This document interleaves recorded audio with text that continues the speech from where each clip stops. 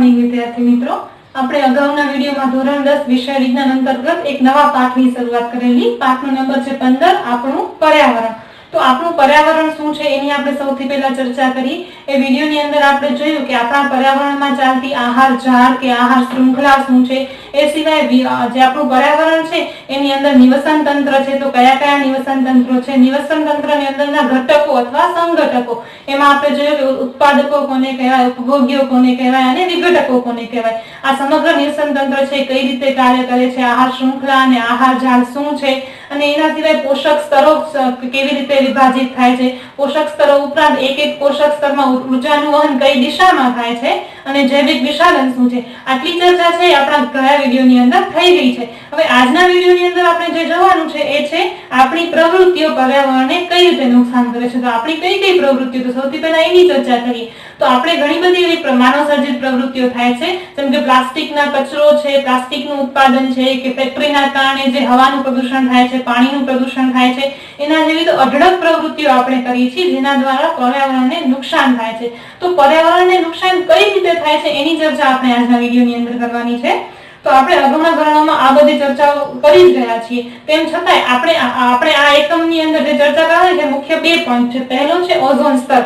તો સૌથી પહેલા એમાં સમજવાનું છે કે ઓઝોન સ્તર શું છે, એમાં કઈ રીતે નુકસાન થાય છે, એ નુકસાન ન થાય એના માટે આપણે શું કરી શકીએ. અને બીજો પોઈન્ટ છે માનવ સર્જિત કચરો. એટલે આપણે જે આપણા દ્વારા જે કચરો નિર્માણ પામે છે એનું પ્રબંધન, એટલે કે કઈ રીતે રોકવો જોઈએ, અથવા એક કચરાનું રિસાયકલિંગ કરીને ફરીથી કઈ રીતે ઉપયોગ કરવો જોઈએ. આપણે કઈ રીતે એવા કયા પ્રયત્નો કરી શકીએ કે ઓઝોન સ્તરમાં થતી જે નુકસાન છે અને માનવ સર્જિત કચરો છે એના દ્વારા પર્યાવરણને જે નુકસાન થાય છે એ આપણે અટકાવી શકીએ. તો આ દરેક ચર્ચા આપણે આજના વિડીયોની અંદર કરીશું. તો સૌથી પહેલા આપણે ઓઝોન સ્તર શું છે અને એની રચના કઈ રીતે છે ને એમાં કઈ રીતે નુકસાન થઈ રહ્યું છે અને એ નુકસાન અટકાવવા માટે આપણે શું કરી શકીએ.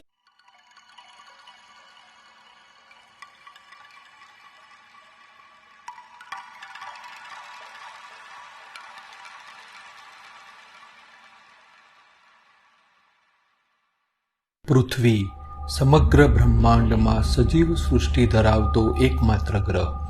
આ પૃથ્વીને કુદરતની એક અનમોલ ભેટ મળી છે, વાતાવરણ, જે પૃથ્વી પર જીવન શક્ય બનાવે છે. આ પૃથ્વીનું વાતાવરણ આપણને સૂર્યના હાનિકારક વિકિરણોથી બચાવે છે અને વાતાવરણમાં દાખલ થયેલી ઉષ્માને જકડી રાખીને પૃથ્વીનું તાપમાન જાળવી રાખવામાં મદદરૂપ થાય છે. પૃથ્વીના વાતાવરણને તાપમાનને આધારે 5 સ્તરોમાં વહેંચવામાં આવે છે.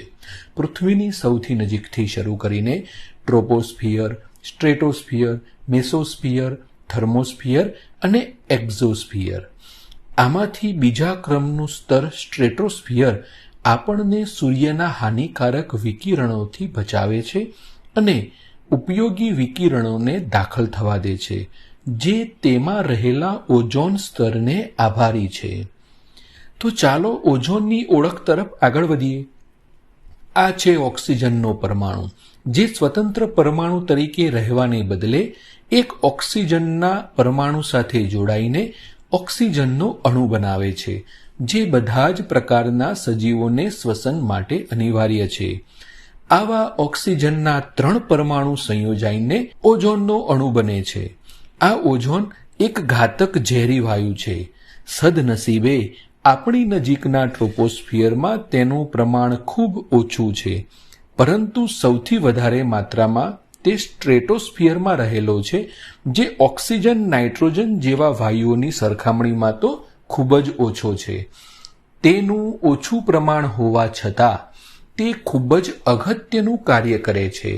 તે સૂર્યના હાનિકારક વિકિરણોને પૃથ્વી સુધી પહોંચતા અટકાવે છે. અલ્ટ્રાવાયોલેટ વિકિરણોની હાનિકારક અસરોથી ત્વચાનું કેન્સર, દ્રષ્ટિ અંધતા અને રોગ પ્રતિકારકતામાં ઘટાડો જેવી તકલીફો ઉત્પન્ન થાય છે.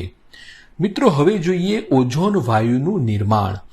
વાતાવરણના ઉપલા સ્તરમાં સૂર્યના ઉચ્ચ ઉર્જાવાળા વિકિરણોની અસરથી ઓક્સિજન અણુઓનું વિઘટન થઈ અને સ્વતંત્ર ઓક્સિજન પરમાણુઓ બને છે, જે અન્ય ઓક્સિજનના અણુ સાથે જોડાઈને ઓઝોન અણુનું નિર્માણ કરે છે અને આ પ્રક્રિયા નિરંતર ચાલ્યા કરે છે.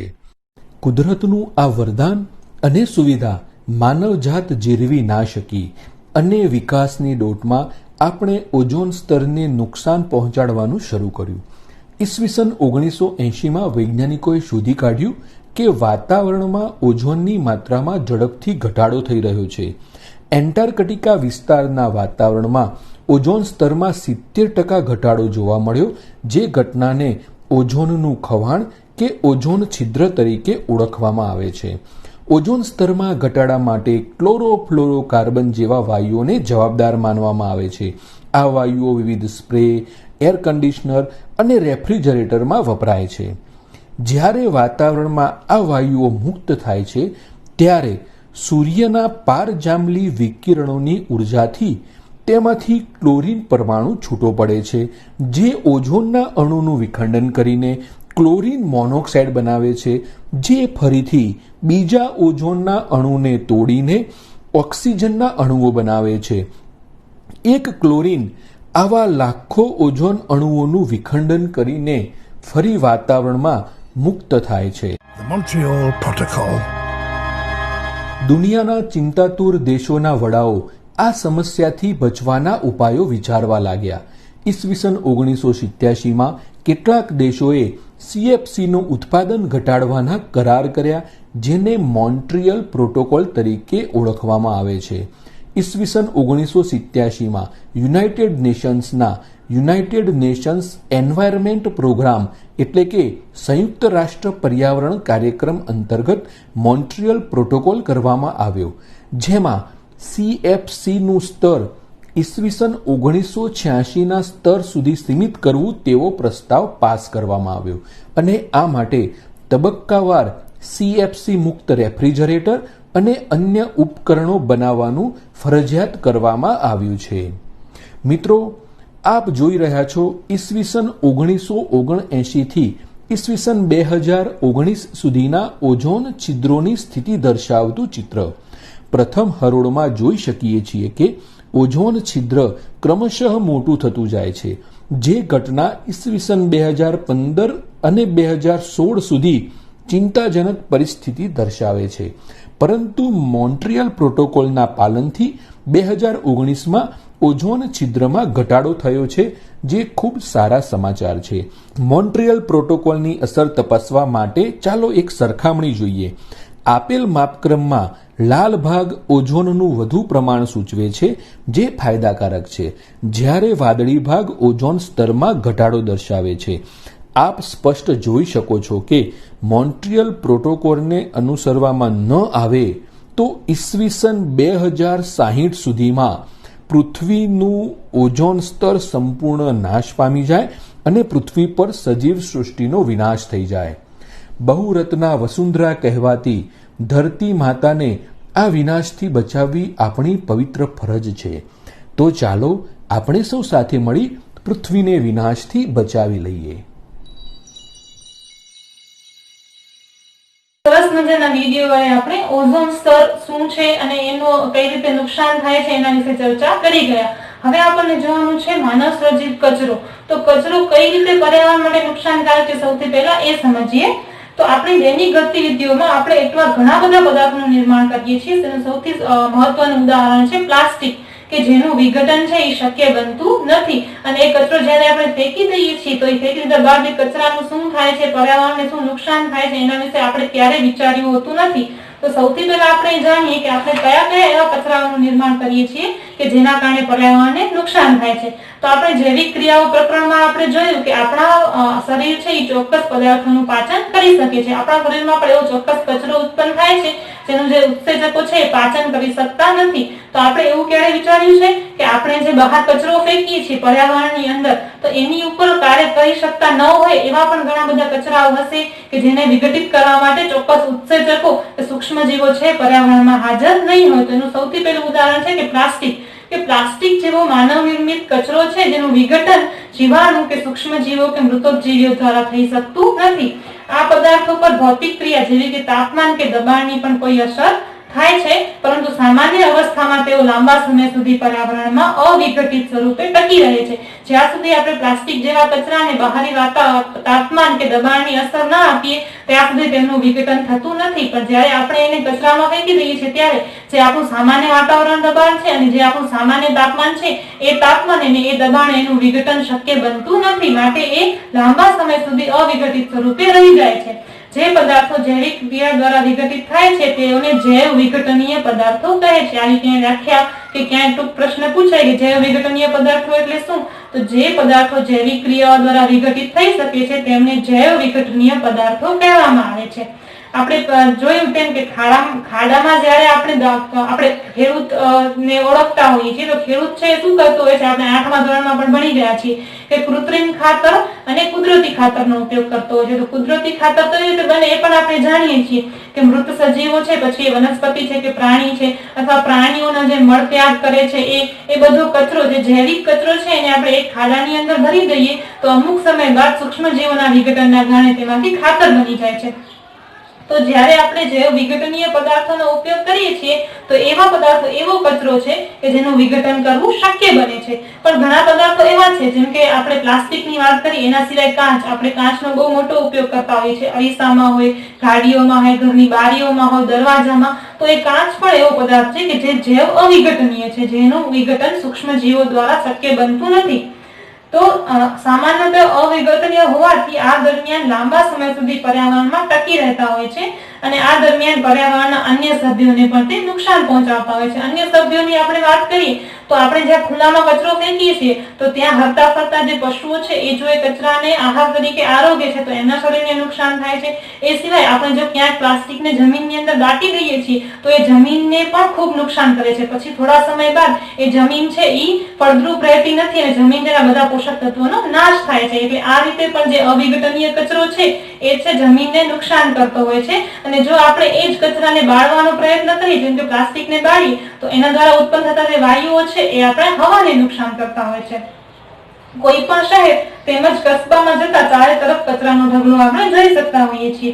કોઈ પર્યટન સ્થળની મુલાકાત લઈએ તો આપણને વિશ્વાસ છે કે ત્યાં પણ વિપુલ પ્રમાણમાં ખાદ્ય પદાર્થોની ખાલી થેલીઓ ગમે ત્યાં ફેંકાયેલી હશે. આપણે આપણા અહીંયાની જ વાત કરીએ તો જ્યારે માતાના મઢ ઉપર નવરાત્રીમાં દર્શન કરવા લોકો નીકળે છે ત્યારે આપણે જોયું હશે કે જે કેમ્પ હોય છે પૂરા થાય પછી રસ્તાની બંને બાજુએ અઢળક માત્રામાં પ્લાસ્ટિકનો કચરો ફેંકાયેલો હોય છે, નાળિયેરનો કચરો ફેંકાયેલો હોય છે. તો નાળિયેરનો કચરો છે એકલા વિઘટનીય છે એટલે એનું તો નાશ થઈ જશે, પણ જે પ્લાસ્ટિકના ગ્લાસ છે, રેપર્સ છે, પ્લાસ્ટિકની ડીશ છે એ બધા કચરાનું વિઘટન થતું નથી અને લાંબા સમય સુધી રસ્તાની આસપાસ રહેતો હોય છે.